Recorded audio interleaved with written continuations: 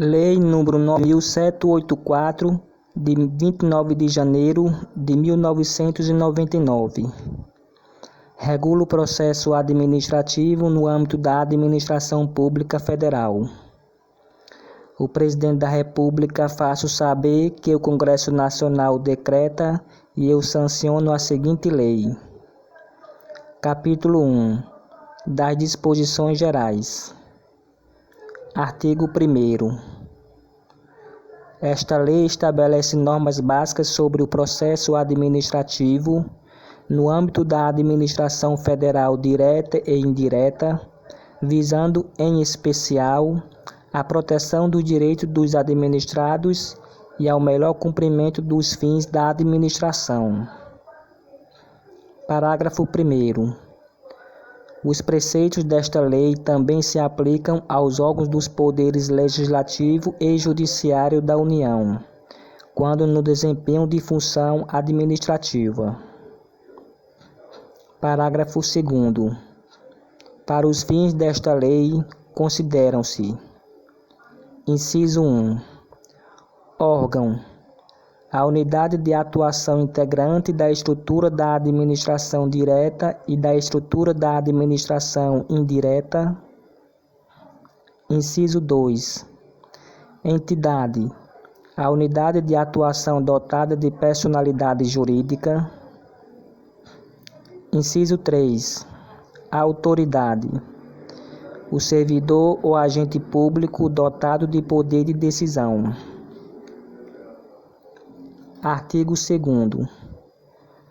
A administração pública obedecerá, dentre outros, aos princípios da legalidade, finalidade, motivação, razoabilidade, proporcionalidade, moralidade, ampla defesa, contraditório, segurança jurídica, interesse público e eficiência.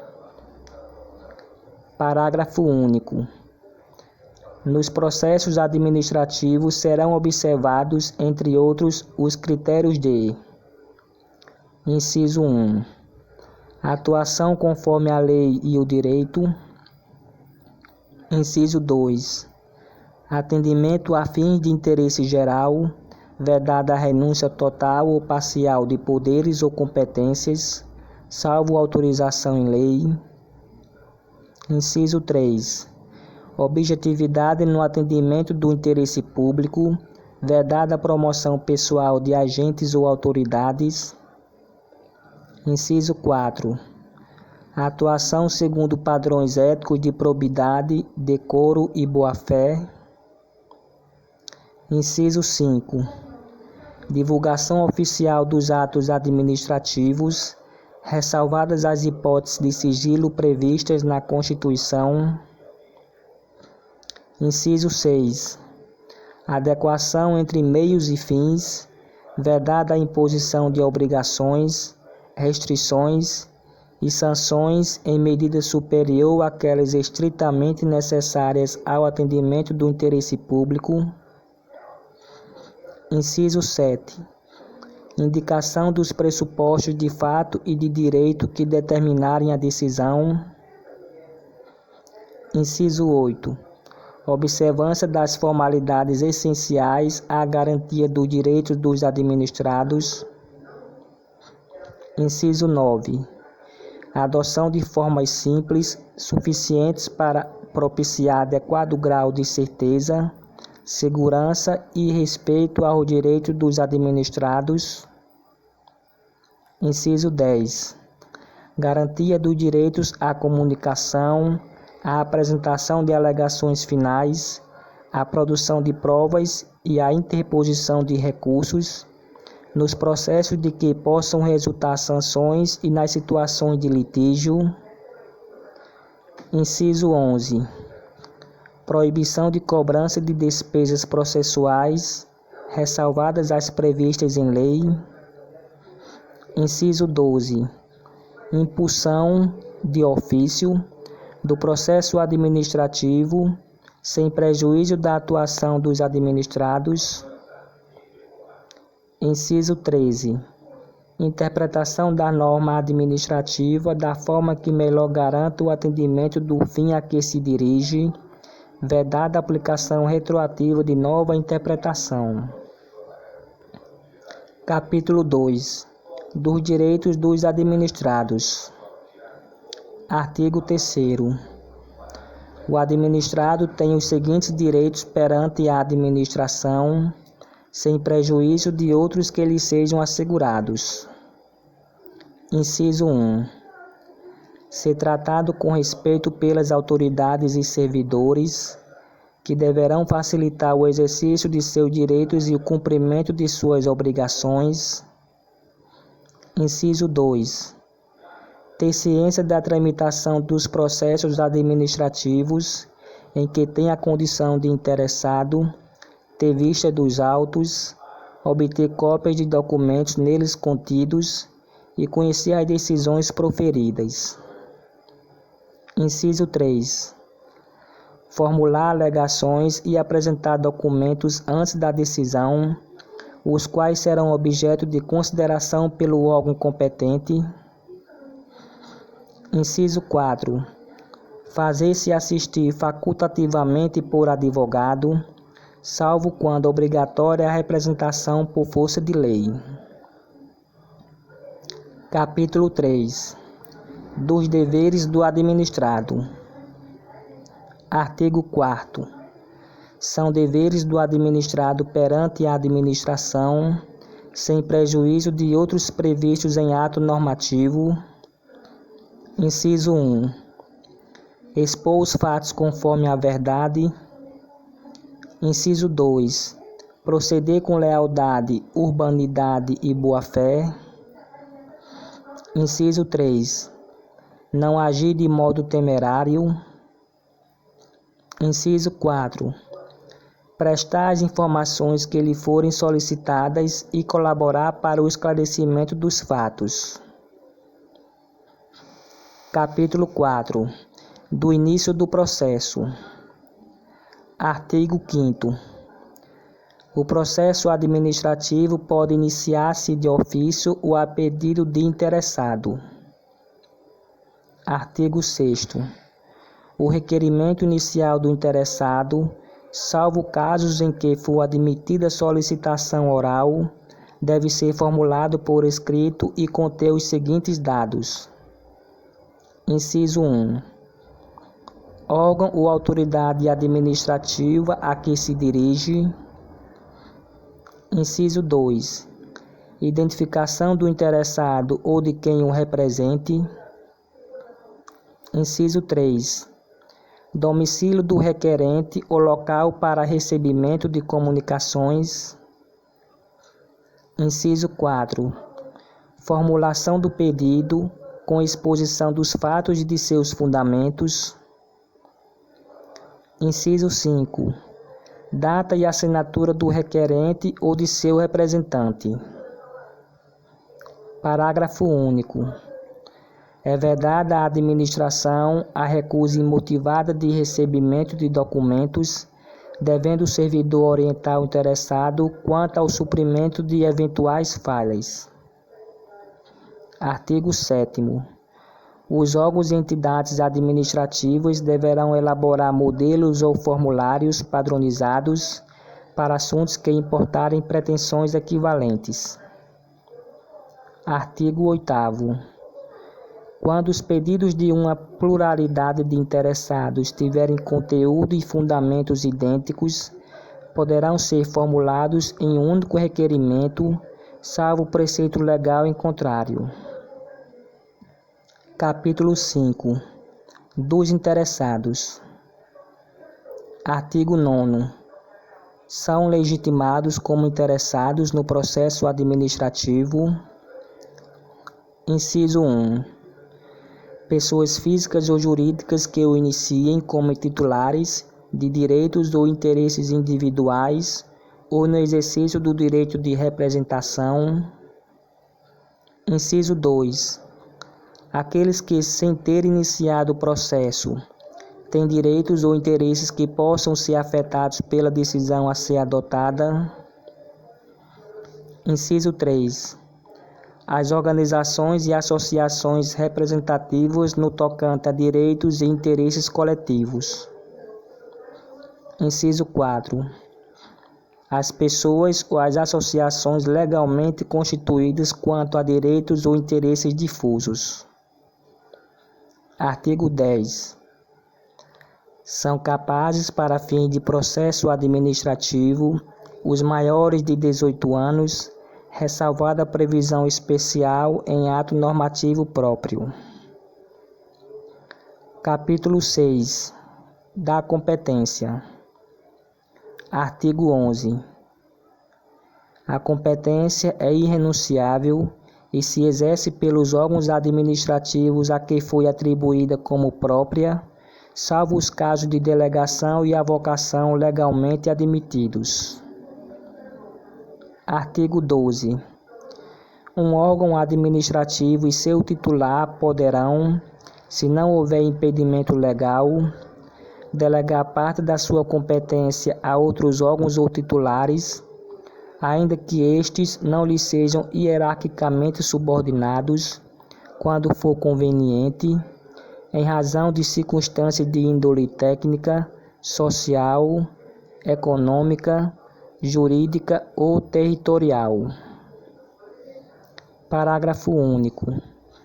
O disposto no caput deste artigo aplica-se à delegação de competência dos órgãos colegiados aos respectivos presidentes. Artigo 13. Não podem ser objeto de delegação: inciso 1. A edição de atos de caráter normativo. Inciso 2. A decisão de recursos administrativos. Inciso 3. As matérias de competência exclusiva do órgão ou autoridade. Artigo 14. O ato de delegação e sua revogação deverão ser publicados no meio oficial. Parágrafo 1º. O ato de delegação especificará as matérias e poderes transferidos, os limites da atuação do delegado, a duração e os objetivos da delegação e o recurso cabível, podendo conter ressalva de exercício da atribuição delegada. Parágrafo 2º. O ato de delegação é revogável a qualquer tempo pela autoridade delegante. Parágrafo 3º. As decisões adotadas por delegação devem mencionar explicitamente esta qualidade e considerar-se-ão editadas pelo delegado. Artigo 15. Será permitida em caráter excepcional e por motivos relevantes devidamente justificados a avocação temporária de competência atribuída a órgão hierarquicamente inferior. Artigo 16. Os órgãos e entidades administrativas divulgarão publicamente os locais das respectivas sedes e, quando conveniente, a unidade fundacional competente em matéria de interesse especial. Artigo 17. Inexistindo competência legal específica, o processo administrativo deverá ser iniciado perante a autoridade de menor grau hierárquico para decidir. Capítulo 7. Dos impedimentos da suspeição. Artigo 18. É impedido de atuar em processo administrativo o servidor ou autoridade que: inciso 1. Tenha interesse direto ou indireto na matéria. Inciso 2. Tenha participado ou venha a participar como perito, testemunha ou representante, ou se tais situações ocorrem quanto ao cônjuge, companheiro ou parente e afins até o 3º grau. Inciso 3. Esteja litigando judicial ou administrativamente com o interessado ou respectivo cônjuge ou companheiro. Artigo 19. A autoridade ou servidor que incorrer em impedimento deve comunicar o fato à autoridade competente, abstendo-se de atuar. Parágrafo único. A omissão do dever de comunicar o impedimento constitui falta grave para efeitos disciplinares. Artigo 20. Pode ser arguida a suspensão de autoridade ou servidor que tenha amizade íntima ou inimizade notória com algum dos interessados ou com os respectivos cônjuges, companheiros, parentes e afins até o 3º grau. Artigo 21. O indeferimento de alegação de suspeição poderá ser objeto de recurso sem efeito suspensivo. Capítulo 8. Da forma, tempo e lugar dos atos do processo. Artigo 22. Os atos do processo administrativo não dependem de forma determinada, senão quando a lei expressamente a exigir. Parágrafo 1º. Os atos do processo devem ser produzidos por escrito, em vernáculo, com a data e o local de sua realização e a assinatura da autoridade responsável. Parágrafo 2º. Salvo imposição legal, o reconhecimento de firma somente será exigido quando houver dúvida de autenticidade. Parágrafo 3º. A autenticidade de documentos exigidos em cópia poderá ser feita pelo órgão administrativo. Parágrafo 4º. O processo deverá ter suas páginas numeradas sequencialmente e rubricadas. Artigo 23. Os atos do processo devem realizar-se em dias úteis, no horário normal de funcionamento da repartição na qual tramitar o processo. Parágrafo único. Serão concluídos depois do horário normal os atos já iniciados, cujo adiamento prejudique o curso regular do procedimento ou cause dano ao interessado ou à administração. Artigo 24.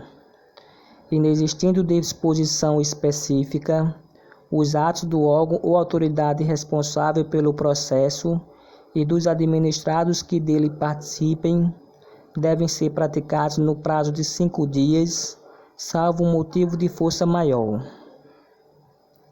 Parágrafo único. O prazo previsto neste artigo pode ser dilatado até o dobro, mediante comprovada justificação. Artigo 25. Os atos do processo devem realizar-se preferencialmente na sede do órgão, cientificando-se o interessado se outro for o local de realização. Capítulo 9. Da comunicação dos atos. Artigo 26.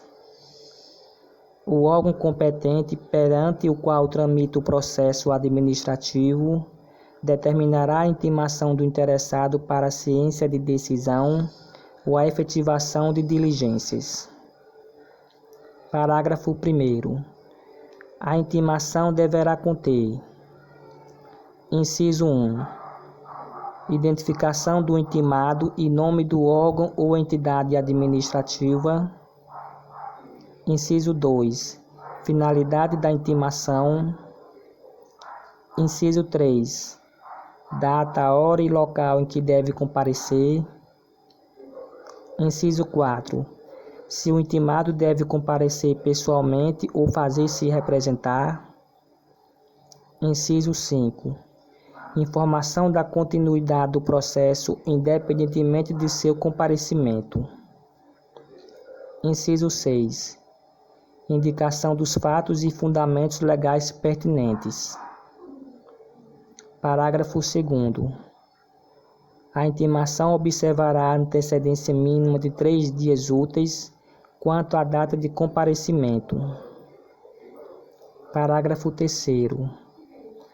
A intimação pode ser efetuada por ciência no processo, por via postal com aviso de recebimento, por telegrama ou outro meio que assegure a certeza da ciência do interessado. Parágrafo 4º. No caso de interessados indeterminados, desconhecidos ou com domicílio indefinido, a intimação deve ser efetuada por meio de publicação oficial. Parágrafo 5º. As intimações serão nulas quando feitas sem observância das prescrições legais, mas se o comparecimento do administrado supre sua falta ou irregularidade. Artigo 27. O desatendimento da intimação não importa o reconhecimento da verdade dos fatos, nem a renúncia a direito pelo interessado. Parágrafo único. No prosseguimento do processo, será garantido o direito de ampla defesa ao interessado. Artigo 28. Devem ser objeto de intimação os atos do processo que resultem para o interessado em imposição de deveres, ônus, sanções ou restrição ao exercício de direitos e atividades e os atos de outra natureza de seu interesse. Capítulo 10. Da instrução. Artigo 29. As atividades de instrução destinadas a averiguar e comprovar os dados necessários à tomada de decisão realizam-se de ofício ou mediante impulsão do órgão responsável pelo processo, sem prejuízo do direito dos interessados de propor atuações probatórias. Parágrafo 1º. O órgão competente para a instrução fará constar dos autos os dados necessários à decisão do processo. Parágrafo 2º. Os atos de instrução que exijam a atuação dos interessados devem realizar-se de modo menos oneroso para estes. Artigo 30. São inadmissíveis no processo administrativo as provas obtidas por meios ilícitos. Artigo 31. Quando a matéria do processo envolver assunto de interesse geral, o órgão competente poderá, mediante despacho motivado, abrir período de consulta pública para manifestação de terceiros, antes da decisão do pedido, se não houver prejuízo para a parte interessada. Parágrafo 1º. A abertura da consulta pública será objeto de divulgação pelos meios oficiais, a fim de que pessoas físicas ou jurídicas possam examinar os autos, fixando-se prazo para oferecimento de alegações escritas. Parágrafo 2º. O comparecimento da consulta pública não confere, por si só, a condição de interessado do processo, mas confere o direito de obter da administração resposta fundamentada, que poderá ser comum a todas as alegações substancialmente iguais. Artigo 32. Antes da tomada de decisão a juízo da autoridade, mediante da relevância da questão, poderá ser realizada audiência pública para debate sobre a matéria. Artigo 33. Os órgãos e entidades administrativas, em matéria relevante, poderão estabelecer outros meios de participação de administrados, diretamente ou por meio de organizações e associações legalmente reconhecidas.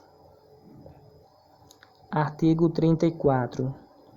Os resultados da consulta e audiência pública e outros meios de participação de administrados deverão ser apresentados com a indicação do procedimento adotado.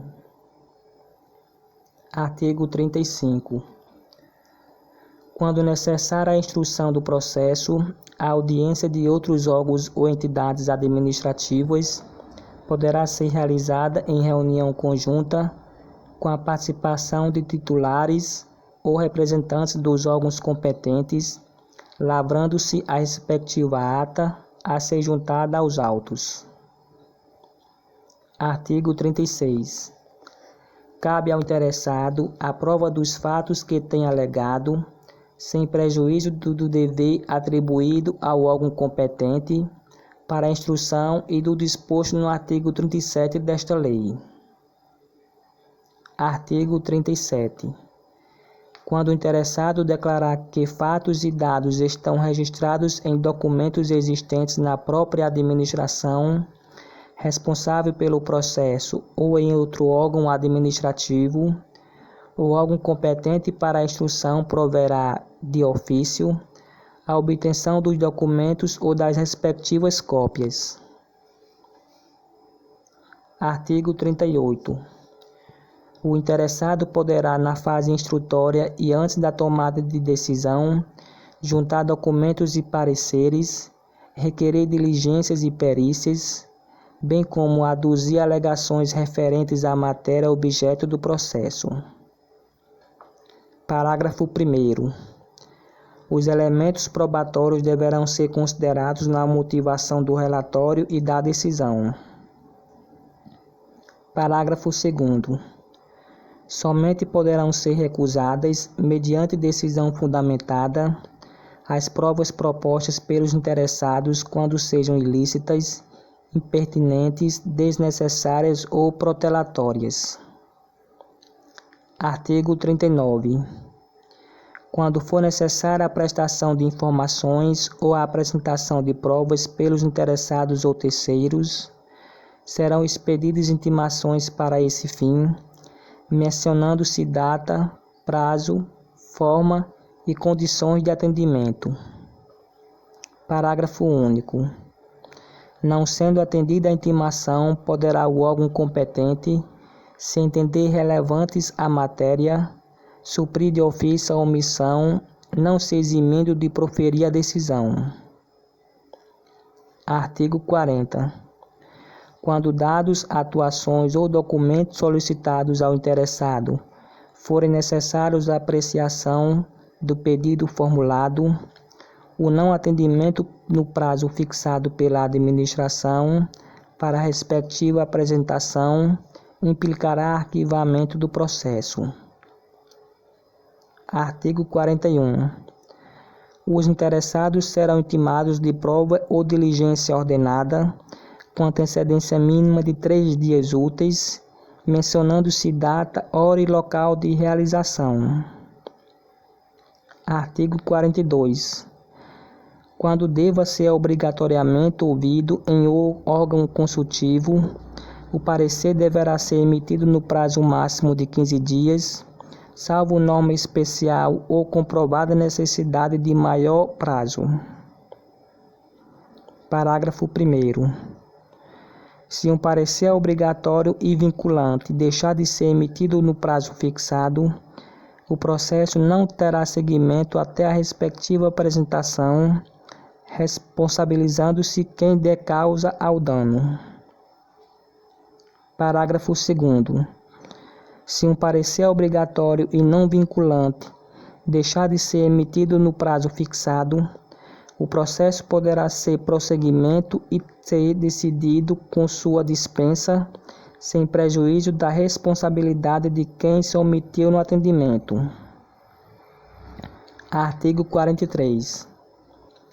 Quando por disposição de ato normativo devam ser previamente obtidos laudos técnicos de órgãos administrativos e estes não cumprirem o encargo no prazo assinalado, o órgão responsável pela instrução deverá solicitar laudo técnico de outro órgão dotado de qualificação e capacitação técnica equivalentes. Artigo 44. Encerrada a instrução, o interessado terá o direito de manifestar-se no prazo máximo de 10 dias, salvo se outro prazo for legalmente fixado. Artigo 45. Em caso de risco iminente, a administração pública poderá motivadamente adotar providências acauteladoras sem a prévia manifestação do interessado. Artigo 46. Os interessados têm direito à vista do processo e a obter certidões ou cópias repográficas dos dados e documentos que o integram, ressalvados os dados e documentos de terceiros protegidos por sigilo ou pelo direito à privacidade, à honra e à imagem. Artigo 47.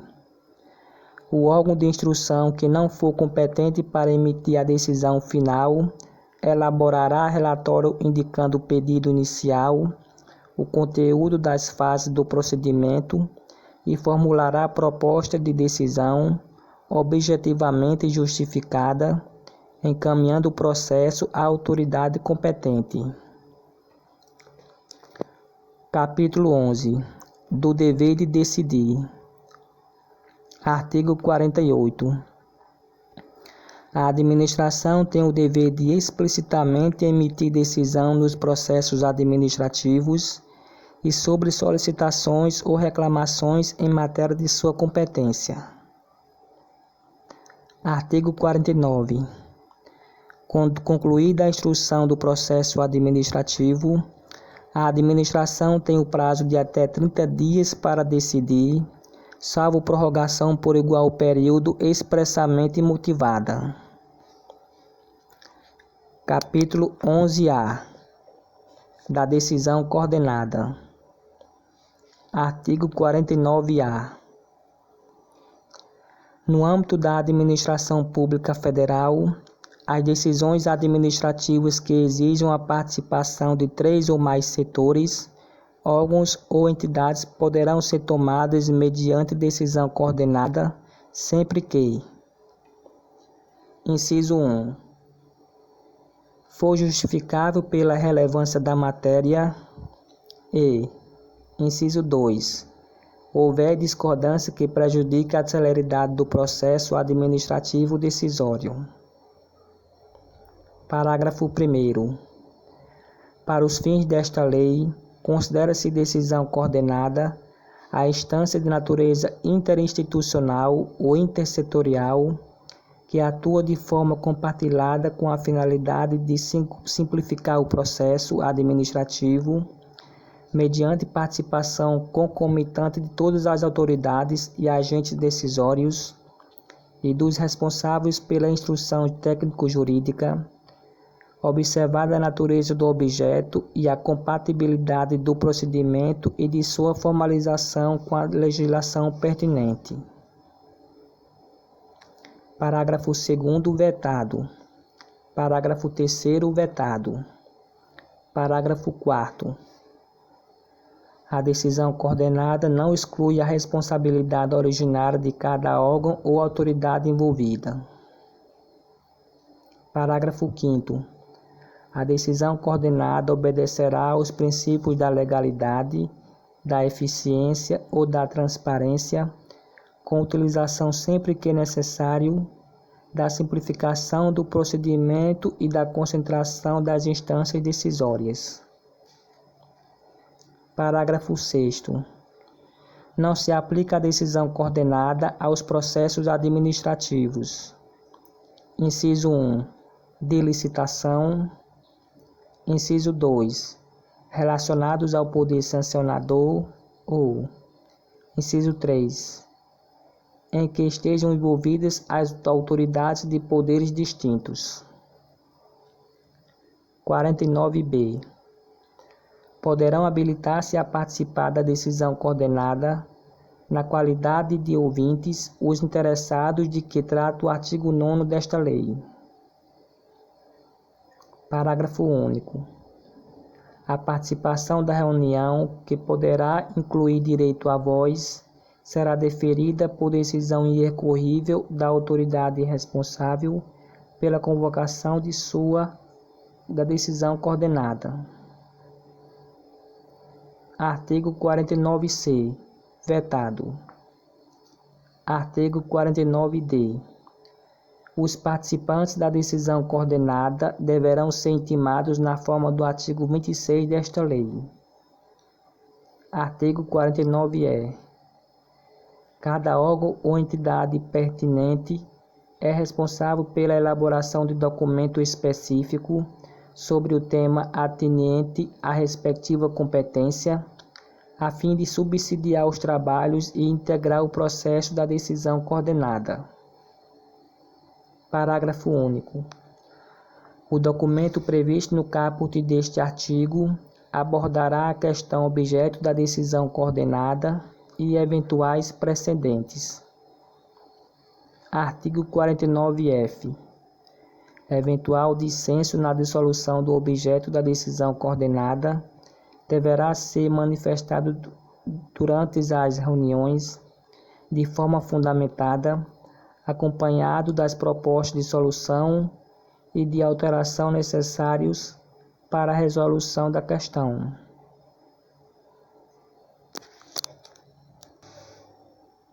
Parágrafo único. Não poderá ser arguida matéria estranha ao objeto da convocação. Artigo 49-G.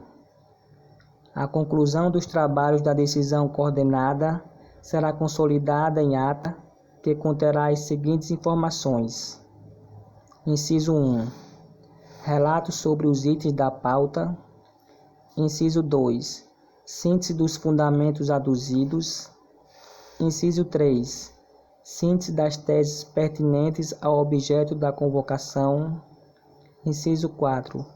Registro das orientações, das diretrizes, das soluções ou das propostas de atos governamentais relativos ao objeto da convocação. Inciso 5. Posicionamento dos participantes para subsidiar futura atuação governamental em matéria idêntica ou similar. E, inciso 6. Decisão de cada órgão ou entidade relativa à matéria sujeita à sua competência. Parágrafo 1º. Até a assinatura da ata, poderá ser complementada a fundamentação da decisão da autoridade ou do agente a respeito de matéria de competência do órgão ou da entidade representada. Parágrafo 2º, vetado. Parágrafo 3º. A ata será publicada por extrato no Diário Oficial da União, do qual deverão constar, além do registro referido no inciso 4 do caput deste artigo, os dados identificadores da decisão coordenada e o órgão e o local em que se encontra a ata em seu inteiro teor, para conhecimento dos interessados. Artigo 12. Da motivação. Artigo 50. Os atos administrativos deverão ser motivados com indicação dos fatos e dos fundamentos jurídicos quando: Inciso 1. Neguem, limitem ou afetem direitos ou interesses. Inciso 2. Imponham ou agravem deveres, encargos ou sanções. Inciso 3. Decidam processos administrativos de concurso ou seleção pública. Inciso 4. Dispensem ou declarem a inexigibilidade de processo licitatório. Inciso 5. Decidam recursos administrativos. Inciso 6.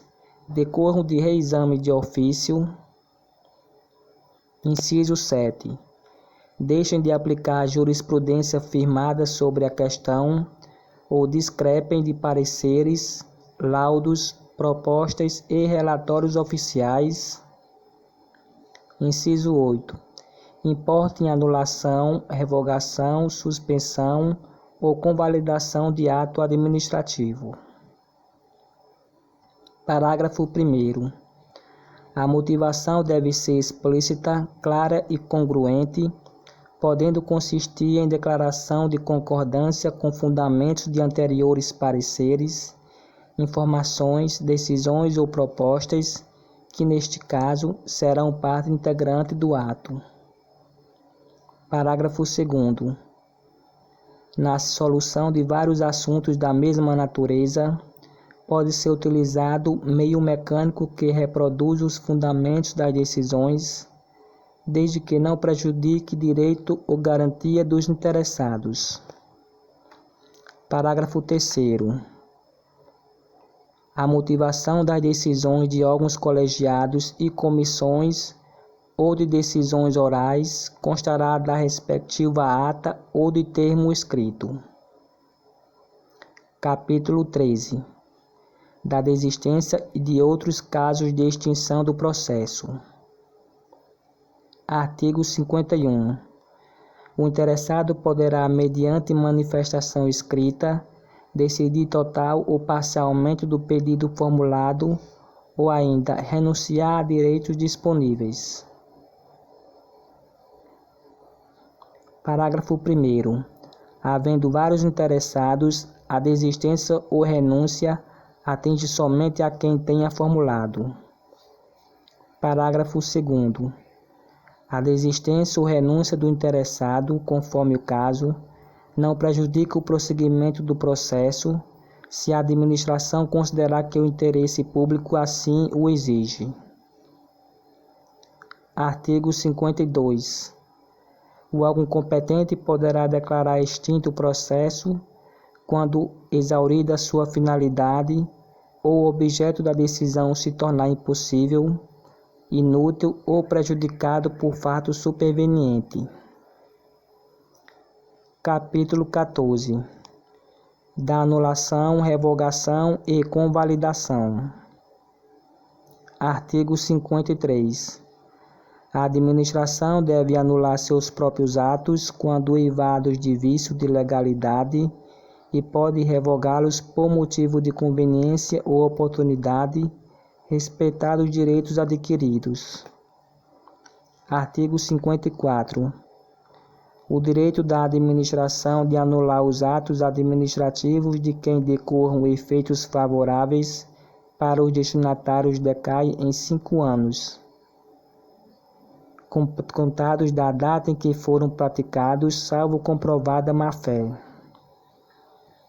Parágrafo 1º. No caso de efeitos patrimoniais contínuos, o prazo de decadência contar-se-á da percepção do primeiro pagamento. Parágrafo 2º. Considera-se exercício do direito de anular qualquer decisão, medida de autoridade administrativa que importe impugnação à validade do ato. Artigo 55. Em decisão na qual se evidencie não acarretarem lesão ao interesse público nem prejuízo a terceiros, os atos que apresentarem defeitos sanáveis poderão ser convalidados pela própria administração. Capítulo 14. Do recurso administrativo e da revisão. Artigo 56. Das decisões administrativas cabe recurso em face de razões de legalidade e de mérito. Parágrafo 1º. O recurso será dirigido à autoridade que proferiu a decisão, a qual, se não a reconsiderar no prazo de 5 dias, o encaminhará à autoridade superior. Parágrafo 2º. Salvo exigência legal, a interposição de recurso administrativo independe de atuação. Independe de caução. Parágrafo 3º. Se o recorrente alegar que a decisão administrativa contraria renunciado da súmula vinculante, caberá à autoridade prolatora da decisão impugnada, se não a reconsiderar, explicitar antes de encaminhar o recurso à autoridade superior as razões da aplicabilidade ou inaplicabilidade da súmula conforme o caso. Artigo 57. O recurso administrativo tramitará no máximo por 3 instâncias administrativas, salvo disposição legal diversa. Artigo 58. Tem legitimidade para interpor recurso administrativo. Inciso 1. Os titulares de direitos e interesses que forem parte no processo. Inciso 2. aqueles cujos direitos ou interesses forem diretamente afetados pela decisão recorrida. Inciso 3. As organizações e associações representativas no tocante a direitos e interesses coletivos. Inciso 4. Os cidadãos ou associações que foram a direitos ou interesses difusos. Artigo 59. Salvo disposição legal específica, é de 10 dias o prazo para interposição de recurso administrativo, contado a partir da ciência ou divulgação oficial da decisão recorrida. Parágrafo 1º. Quando a lei não fixar prazo diferente, o recurso administrativo deverá ser decidido no prazo máximo de 30 dias, a partir do recebimento dos autos pelo órgão competente. Parágrafo 2º. O prazo mencionado no parágrafo anterior poderá ser prorrogado por igual período ante justificativa explícita. Artigo 60. O recurso interpõe-se por meio do requerimento no qual o recorrente deverá expor os fundamentos do pedido de reexame, podendo juntar os documentos que julgar conveniente. Artigo 61. Salvo disposição legal em contrário, o recurso não tem efeito suspensivo. Parágrafo único. Havendo justo receio de prejuízo de difícil ou incerta reparação decorrente da execução, a autoridade recorrida ou a imediatamente superior poderá, de ofício ou a pedido, dar efeito suspensivo ao processo. Artigo 22. Artigo 62. Interposto o recurso, o órgão competente para dele conhecer deverá intimar os dados interessados para que, no prazo de 5 dias úteis, apresentem alegações. Artigo 63. O recurso não será conhecido quando interposto. Inciso 1. Fora do prazo. Inciso 2. Perante órgão incompetente. Inciso 3. Por quem não seja legitimado. Inciso 4. Após exaurida a esfera administrativa. Parágrafo 1º. Na hipótese do inciso 2, será indicada ao recorrente a autoridade competente, sendo-lhe devolvido o prazo para recurso. Parágrafo 2º. O não conhecimento do recurso não impede a administração de dever de ofício o ato legal, ilegal, desde que não ocorrida preclusão administrativa. Artigo 64. O órgão competente para decidir o recurso poderá confirmar, modificar, anular ou revogar total ou parcialmente a decisão recorrida se a matéria for de sua competência. Parágrafo único. Se da aplicação do disposto neste artigo puder decorrer gravame à situação do recorrente, este deverá ser cientificado para que formule suas alegações antes da decisão. Artigo 61-A, 64-A.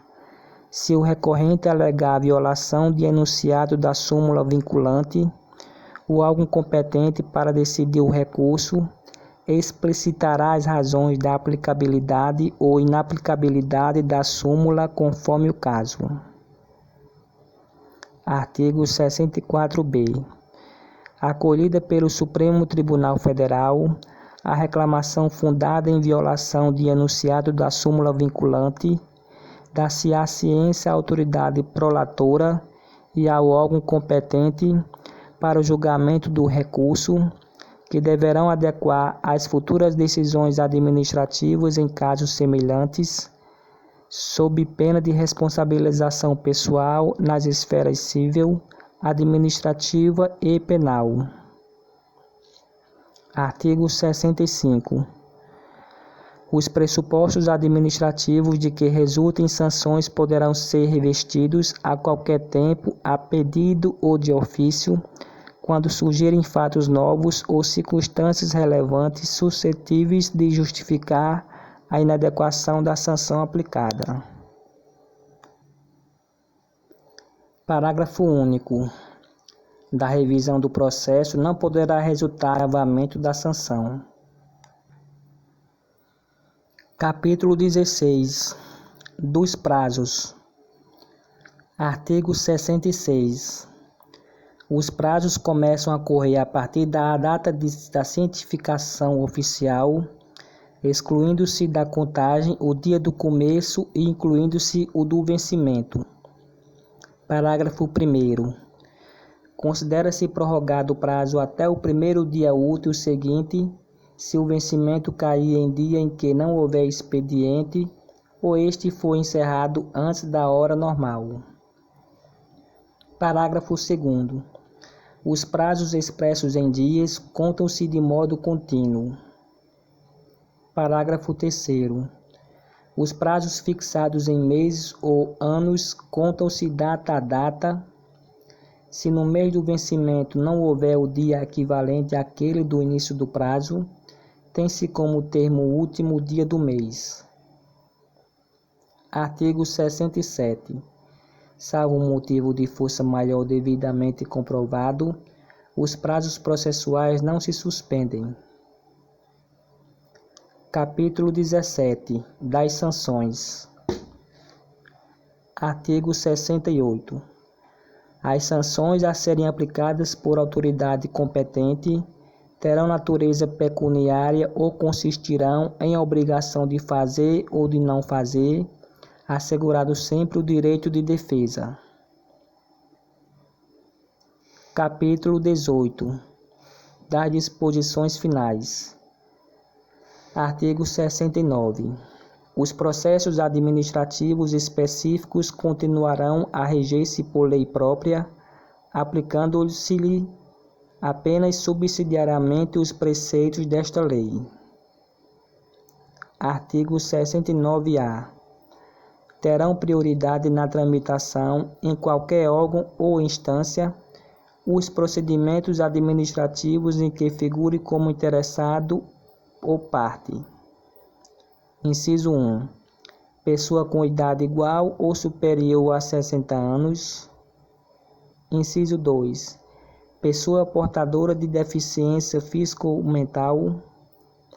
Inciso 3. Vetado. Inciso 4. Pessoa portadora de tuberculose ativa, esclerose múltipla, neoplasia maligna, hanseníase, paralisia irreversível e incapacitante, cardiopatia grave, doença de Parkinson, espondiliartrose anquilosante, nefropatia grave, hepatopia grave, estados avançados da doença de Paget, osteite deformante, contaminação por radiação, síndrome da imunodeficiência adquirida ou outra doença grave com base em conclusão da medicina especializada, mesmo que a doença tenha sido contraída após o início do processo. Parágrafo 1º. A pessoa interessada na obtenção do benefício, juntado prova de sua condição, deverá requerê-lo à autoridade administrativa competente, que determinará as providências a serem cumpridas.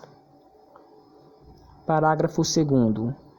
Deferida a prioridade, os autos receberão identificação própria que evidencie o regime da tramitação prioritária. Parágrafo 3º. Vetado. Parágrafo 4º. Vetado. Artigo 70. Esta lei entra em vigor na data de sua publicação.